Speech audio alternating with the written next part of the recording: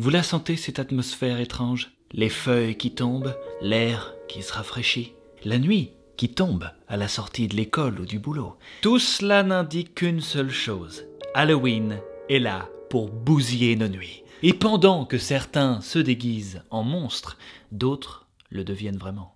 Alors une fois n'est pas coutume, installez-vous confortablement, mettez-vous des tartes de courage si vous êtes en famille ou entre amis.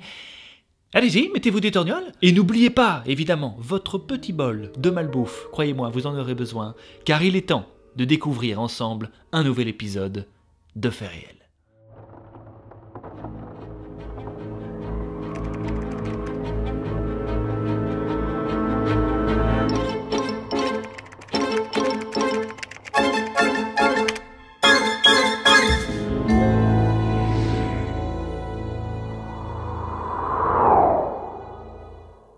Que vous ayez 12, 25 ou 50 ans, on a tous connu un jour cette fille très calme en classe, douce, gentille, réservée et sans aucun problème. Je vais vous demander de replonger dans cette salle de classe et imaginez ceci. Elle est au fond de la classe, avec son air innocent, quand vous remarquez qu'elle vous fixe bizarrement. Et tout d'un coup, sans prévenir, elle se met à hurler et à cogner sa tête contre la vitre de la classe. Et c'est pas parce qu'elle n'a pas été élue déléguée, non, mais simplement parce qu'elle essaye de faire sortir les démons qui lui parlent dans sa tête. L'histoire vraie que je m'apprête à vous raconter est tout simplement l'un des cas d'exorcisme les plus terribles que le monde ait connus. Cette affaire est devenue tellement populaire qu'elle a inspiré Scott Derrickson pour son film sorti en 2005, L'exorcisme d'Emily Rose. Si vous ne l'avez pas vu, attention, petit spoiler, le film suit le procès du père Richard Moore, accusé d'homicide involontaire après un exorcisme qui a mal tourné, celui de la jeune étudiante Emily Rose, alors persuadée d'être harcelée et possédée par les forces du mal. Ce qui est intéressant avec ce film, c'est qu'on assiste vraiment au procès du prêtre qui, comme dans la réalité, aura lieu après le décès de la jeune femme. Et à chaque témoin qui passe à la barre, de nombreux flashbacks dévoilent l'évolution de la possession d'Emily jusqu'à son destin funeste. À la fin du film, le père Moore est reconnu coupable, mais avec une peine reconnue déjà comme effectuée. Il peut donc repartir libre. Mais alors, quelle est la vérité derrière cette histoire? Le vrai prêtre est-il vraiment reconnu coupable? Était-il seulement seul? Emily Rose était-elle vraiment possédée par 6 démons? Les faits sont-ils exagérés quelque part? Alors ça, je peux vous dire déjà d'emblée que non. Parce qu'elle n'aura pas subi un exorcisme, ni même 5, mais bien 67 exorcismes étalés sur une durée de 10 mois. Et si vous en doutez, bon, peut-être qu'à ce moment-là, de vrais enregistrements pourraient vous faire changer d'avis. Alors je vous préviens, après cette histoire, il est possible que vous regardiez votre petit frère, petite sœur, petit filleul, petit neveu bizarrement quand il fait le clown, alors accrochez-vous bien, car je vais tout vous raconter, et en détail.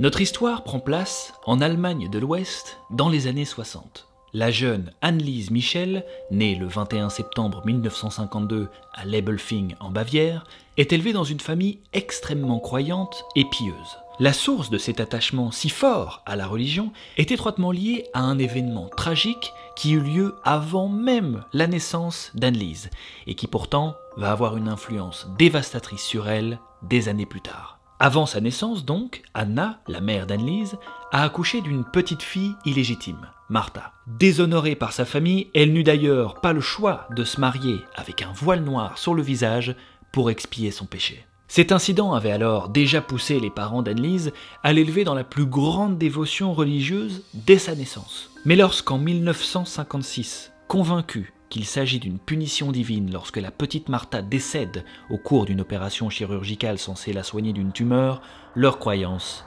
atteint son paroxysme.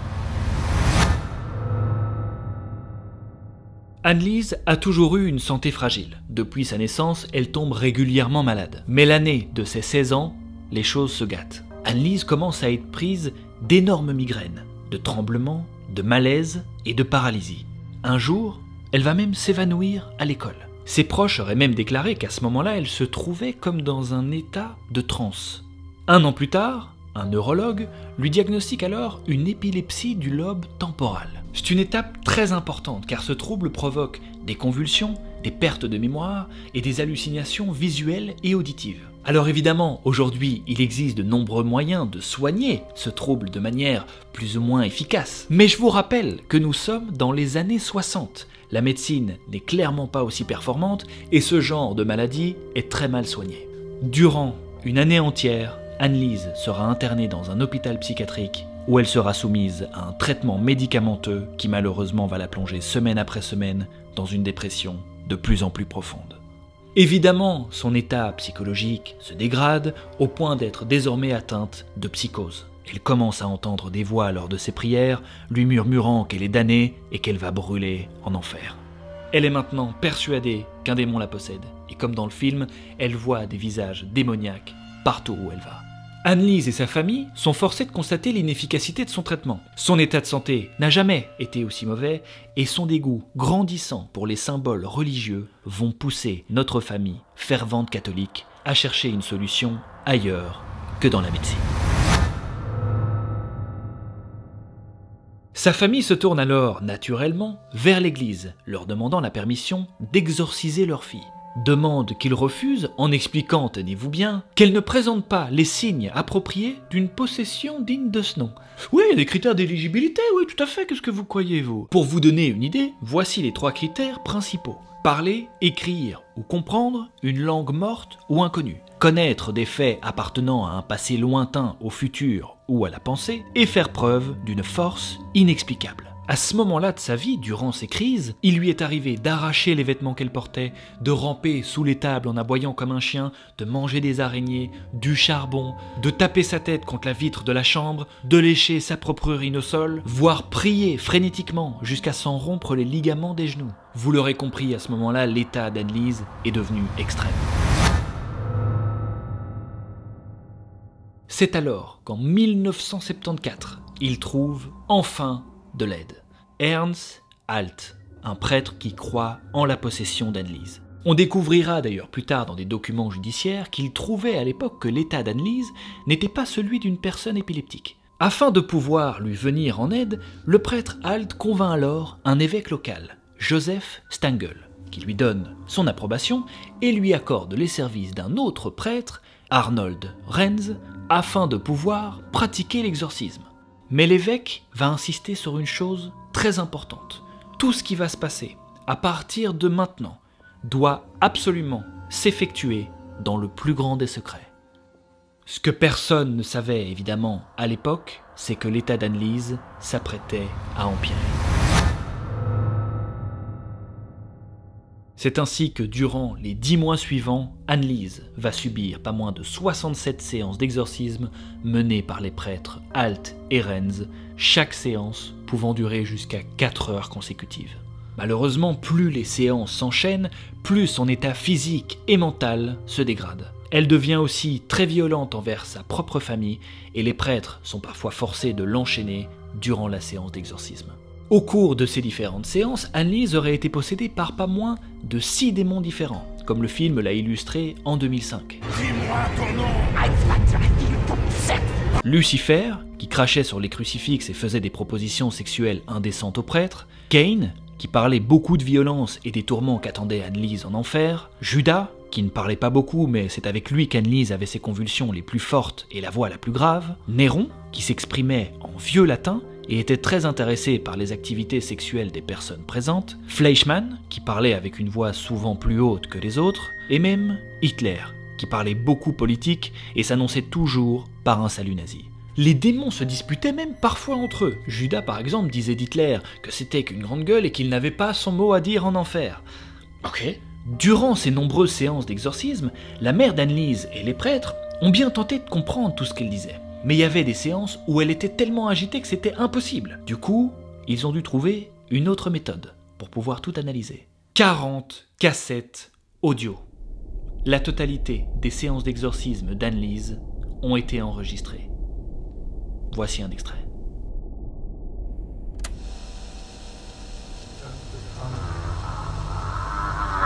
Von wem ist Anneliese verflucht worden? Die soll am Maul halten. Sohn des Heiligen Geistes. Die holländischen Bischöfe sind Ketzer. Sind fast untreuig. Sage die Wahrheit. Ja, ich bin Nero. Mit in die Scheißkassette. Und zwar mit allen zu dem Scheiß. Und dann? Und dann muss er den Dreck bekannt geben. So, dass an die meisten Leute rankommt. Papier? Scheiße. Ja! Allez, sur ce, moi je vais y aller. Je dois quand même terminer mon histoire. Hein, ah, mais je vous avais prévenu, hein, l'histoire de ce soir, c'est l'histoire d'une promesse assurée de cauchemar. Hein. Il faut pas venir chialer surtout, il n'y a pas de SAV ici. L'état mental, mais aussi physique, d'Annelise est désormais au plus bas. Elle a arrêté de manger, elle est couverte d'échymose, elle a des dents cassées, ne voit plus correctement tellement ses yeux sont gonflés, et surtout, elle a atteint le poids critique de 30 kilos. Le 1er juillet 1976, le lendemain de sa 67e et dernière séance d'exorcisme, Annelise meurt à l'âge de 23 ans de malnutrition et de déshydratation. Elle est donc ainsi libérée de ses démons. Sa mère dira d'ailleurs à sa mort que selon elle, sa fille portait les mêmes marques que Jésus lors de sa crucifixion. Évidemment, à la suite de son décès, l'affaire fait grand bruit en Allemagne et un procès est ouvert contre ses parents et les deux prêtres Renz et Alt pour homicide par négligence. Les fameuses cassettes ont alors été diffusées lors du procès pour tenter de les disculper. La justice décide finalement de condamner les deux prêtres à 6 mois avec sursis et 3 ans de probation. 6 mois de sursis, quoi. Voilà. Ah bah heureusement qu'il faisait partie de l'église, parce que là, verdict assez proche de celui du film, encore une fois. Les parents, quant à eux, ont été exemptés de toute sanction, la justice allemande déclarant qu'ils avaient déjà assez souffert. Je sais que nous avons fait ce qu'il fallait, parce que j'ai vu le signe du Christ dans ses mains. Elle portait des stigmates, et c'était un signe de Dieu qu'il fallait exorciser les démons. Elle est morte pour sauver d'autres âmes perdues, pour expier leurs péchés. Qu'est-ce que vous faites? Vous allez dormir maintenant, vous, ou comment ça se passe? Plus sérieusement, la question qui se pose maintenant, c'est la suivante. Est-ce qu'Annelise était vraiment possédée par une force surnaturelle? Ou alors, est-ce la faute d'une poignée de personnes qui ont projeté leurs propres convictions sur la maladie mentale d'une femme qui aurait pu être mieux soignée? Alors que ce soit l'un ou l'autre, je pense qu'on peut tous se mettre d'accord pour dire que personne ne mérite de vivre les 8 terribles dernières années d'Annelise Mitchell. J'espère que cet épisode vous a plu, qu'il vous aura mis des petits frissons. N'hésitez pas à me dire en commentaire quelle est la partie qui vous a mis le plus en PLS. Mettez le petit pouce bleu si ça vous a plu. Quant à nous, en attendant le prochain épisode, je vous souhaite à tous de passer une bonne nuit. Prenez soin de vous. Ciao.